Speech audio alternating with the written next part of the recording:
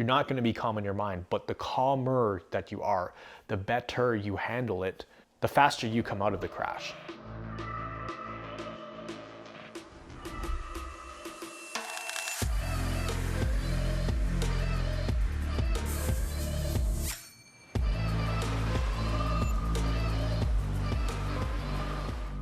How's it going, guys? Miguel from CFS Recovery here. In this video, I'm going to be talking about what to do when you crash or when you're crashing. Now, the term itself, crashing, it's a term used all over online. It's been made famous, I think, by other YouTube channels. But when it comes to CFS, crashing is basically when you're flat out, you hit a complete wall, you're completely bedridden, you can't do anything. And I think there's actually a misconception about what crashing is. So I want to clear that up right now. What is crashing? There's a difference between crashing and having an adjustment period. Most people think they're crashing, but they're actually having an adjustment period. So even just the term crashing amplifies the negative experience that they're having. So I created a video right up here. If you haven't watched it yet, the difference between a crash and an adjustment period, make sure to go watch that, because that will paint the exact picture that you need to know whether or not if you're in a crash or an adjustment period. So if you haven't already watched that video, make sure to watch that video before you watch this one. Very important. Now, if you have watched that video and you do know what a crash is and you are legitimately crashing, that's what I want to dive into in this video. So a little bit about my experience with this. I have legitimately crashed maybe 50 times in my entire journey. And having a crash, it's one of the worst feelings ever. And I don't want to go too deep into it because I don't like talking about this negative stuff on my channel, but a crash is essentially when you feel like you're knocking on death's door. It feels like your body is shutting down. It feels like you have 10 more seconds to live, like your lungs are just going to completely give out, your heart's going to explode. It's not a good place to be. And if you've crashed in the past before, you know exactly what I'm talking about. Like, you can't even lift your head off a pillow without feeling like throwing up or feeling like your body is just going to explode. That's what I mean by crashing. Just right off the bat, there's a lot of people I talk to who think they're crashing, but they're having an adjustment period. So if you are in a crash and you're completely bedbound, like you can't even sit up, right? Honestly, the best thing you can do is mentally hang on for dear life, right? Imagine you're a ship going through the middle of the ocean. If we're trying to get from one side of the ocean to the other, right? The place where you're at, it's where you are. And the place we want to get to, that's being fully recovered. It's a journey to get there. It's a very treacherous journey. There's a lot of discomfort. There's a lot of storms that come our way. And when you have a crash, think of it like a storm. Sometimes all you can do is just hold on for dear life mentally and not fall off that ship, right? Because if you fall off that ship, you dig yourself a deeper hole and then you're panicking, then you feel like you're back at square one. So that's another thing I want to mention is you're absolutely not back to square one if you crash. Is it possible to go back to square one or get worse? Yes, but you shouldn't make that the initial assumption if you do hit a complete wall. Sometimes you can have mini crashes and they can set you back by a couple months, but it doesn't mean they're going to set you back years and years and years, right? Back to completely square one. So just know that if you do have a crash, know that you didn't just undo years and years of progress, because a lot of times you can bounce back in a faster time frame than you think if you handle this properly.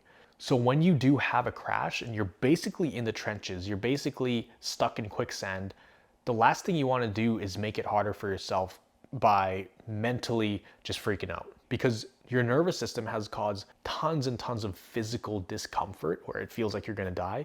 The last thing you want to do is pour fuel to that fire by thinking of all these things. Oh shoot, I shouldn't have done this, shouldn't have done that. Am I going to survive? Am I ever going to get better? You don't want to ask yourself those things because the damage is done. Like, the nervous system has been hyperstimulated and it's going to be in that phase for a good amount of time. Like, it could last a few days, it could last a week.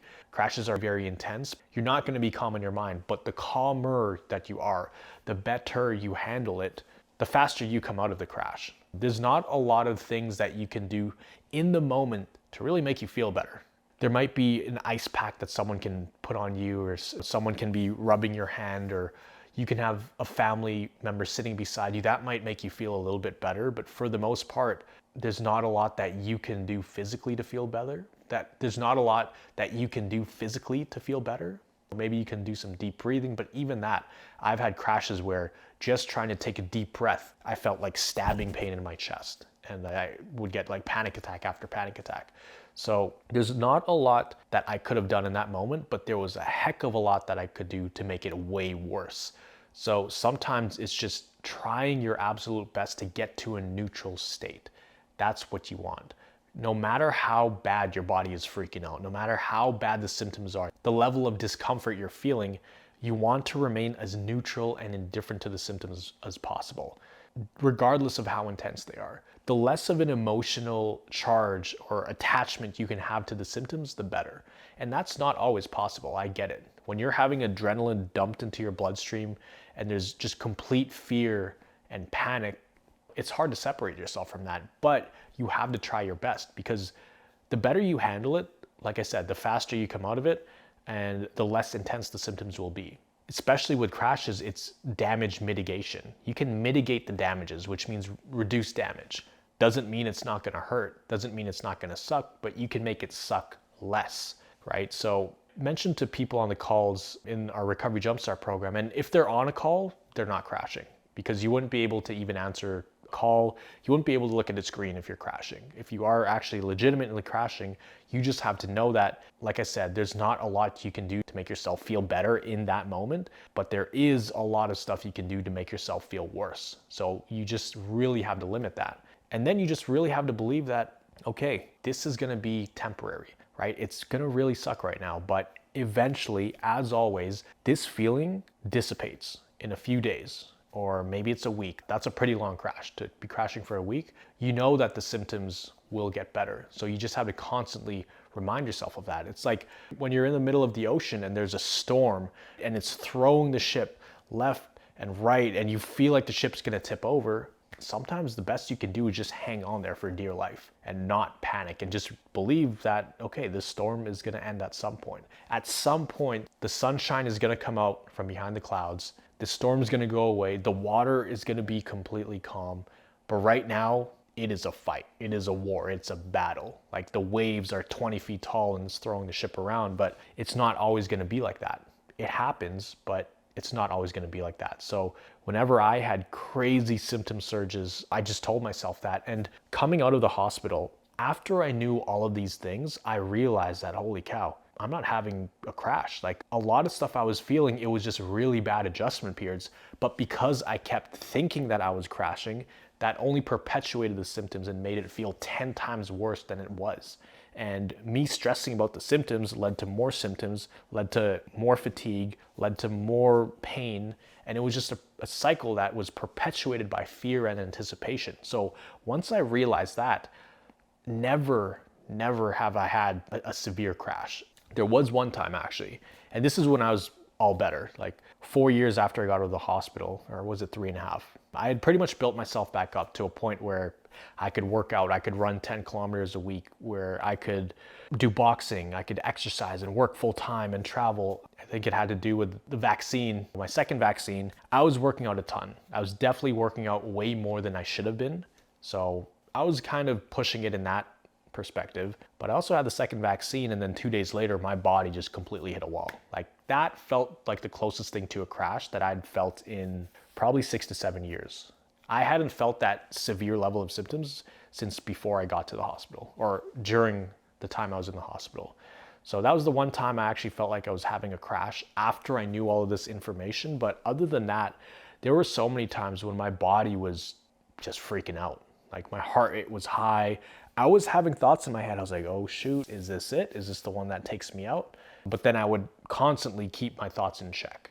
I would constantly do that. And then I never really felt like I had a legitimate crash. It was all just pretty thick adjustment periods, and the adjustment periods got better over time.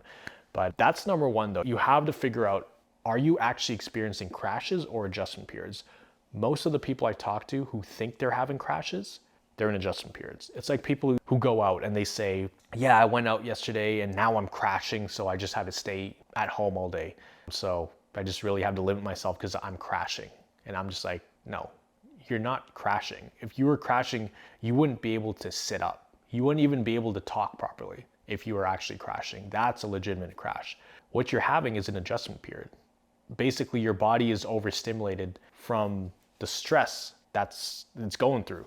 And stress isn't always from bad things. Stress could be things like noises. It could be things like lights. It could be things like certain foods, other things happening in life. It could be from good things. Maybe your little cousins come over and family comes over and you have a great conversation with them that's very stimulating. That counts as stress or stimulus on the body. So any kind of stress, just see it as stimulus on the body. That can lead to adjustment periods. So you don't want to push your adjustment periods to the point where you can't handle it. And cover that in this video up here where I talk about the best way to expand activity. But for the most part, people who think they're crashing are not actually crashing. But this video is for people who are crashing and they're really, really debilitated and they're stuck in that spot where they can't get off the couch. You want to do everything you can to mitigate the damages, because any fear, any negative thought you have is going to be perpetuating all the symptoms. And something very interesting that's scientifically proven, I actually read it in the book, The Upward Spiral, which is an amazing book. You can find it over here. That's what it looks like. In The Upward Spiral, they talk about how when you are in a very sensitive state, when your nervous system is all jacked up and you have all of this stuff going on, you can have a negative bias on things. And for every one negative thought you have, it takes 5 positive thoughts to balance that out. So it's completely imbalanced. It's completely amplified when it comes to negative thoughts. Imagine you have 5 negative thoughts. You need 25 positive thoughts to override, or not even override, just cancel out these ones. And most of the time during the day, you'll find that when you are in a crash, it's all negative. And I get it. It's really hard to think positive when you're in a crash state. So you don't want to necessarily think positive. You want to think neutral. You want to think about how this is happening from a logical perspective. It's a glitch in your nervous system. Your body is completely glitching out. Your nervous system is glitching out, but you're not dying. If you were, the doctors would have found something and they would have said, hey, we got to do this treatment and this treatment. But the fact that they haven't found anything shows that your organs are fine, right? Structurally, they are fine. But it can feel like they're struggling because of the nervous system sending the wrong signals to the organs and things like that. But something like CFS, it cannot kill you. Even though it feels like that, it is proven that it cannot kill you. The only way it can kill you is if you give up and you decide to do something. I'm not going to get into it, but that's the only way it will kill you. It cannot kill you. And once I realized that, it completely changed the game for me. And anytime I felt like I was even coming close to a crash, I would just pull back and just tell myself, it's not going to kill me. Even if it gets really, really intense, I know that any kind of negative talk or fear or anxiety is going to add fuel to the fire.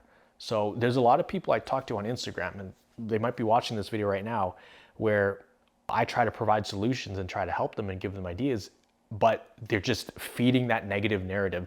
But I have this, but I can't do it because of that, but this and that. Well, I get it. I understand. I'm trying to snap you out of that. So you have 2 choices. You can either keep talking negative to yourself and fueling that fire, or you can try to get to a neutral place and tell yourself, hey, this is the nervous system. It's a glitch in my nervous system. It's a problem with the way my brain is sending signals to my body. These symptoms, everything I'm feeling, are limiters that the brain is placing on the body. That's what you want to be telling yourself, not, but I've had this for so long, but every time I try to do this, it's bad. That's not going to help you, right? So completely get rid of the negativity. You have to, and it's not easy, but I'm telling you, if you want to pull yourself out of this, if you're at a place where you're just crashing 24/7, that's what you need to do. You need to start reawakening other neural pathways, because right now, if you have been stuck for a long time, your default mode is to think negative. It's to think of the worst case scenario, which I get, because you want to avoid crashing even worse. So you're going to be telling yourself things like, if I stand up too fast, or if I walk over there across the room, it's going to put me in bed for the next month. If you keep saying that, that's what will happen. So you're fueling that fire. You need to get to a place where you're completely neutral, where you can say, I could walk over there to the end of my room. I'm going to feel a lot of discomfort, but it's not going to kill me. That's what you need to do. And you also need to do things like change the environment if you can. If someone is helping you, change the layout of the room, paint the walls a different color, move to a different room. So that's something I see that really helps pull people out of those crashes, when they can get into different environments. And I know even just getting into a different environment is very strenuous on the body, But you want to break these patterns. That's what it is. If you're stuck in a crash state, you need to have a pattern interrupt for your brain. So I could talk about this for hours. We talk a lot about this on the Recovery Jumpstart calls of, what to do if you crash and how to deal with adjustment periods and things like that. If you did want some extra help, you can click the link down below and apply for the Recovery Jumpstart program. We've created it in a way that we can really dive deep into your situation and walk you through exactly what you need to do to recover on an individual basis. So there's small group coaching calls. You get to work 1-on-3 with the coaches because there's myself and the other coaches in the program. It's not just group setting. There's an actual individualized approach. There's check-in calls, and we're constantly tweaking your plan so you know that this is what you need to focus on moving forward. The following week, this is what you need to do. Next month, this is what you need to do. And we're pretty much walking with you every step of the way. And people think of the program as kind of like their safety net. Like they can never go back to square one if they're in the program and they have some kind of plan or structure that they can follow. So if you did enjoy this video, make sure to hit that like button, hit that notification bell down below so that way you're notified from all of these videos so you don't miss anything. We're dropping content every single day. And if you did want to join the program, if you did want to see if you qualify for it, we only accept people on an application basis because we want to make sure you're a really good fit for the program. Click the link down below and you can find the questionnaire there. You can book a call and we'll see if you're a good fit. I will personally chat with you to see if we can bring you into the program. But other than that, I wish you the best. Remember, you are a thriver and you are just one mind shift away from living a life with thriving health. I'll see you in the next video.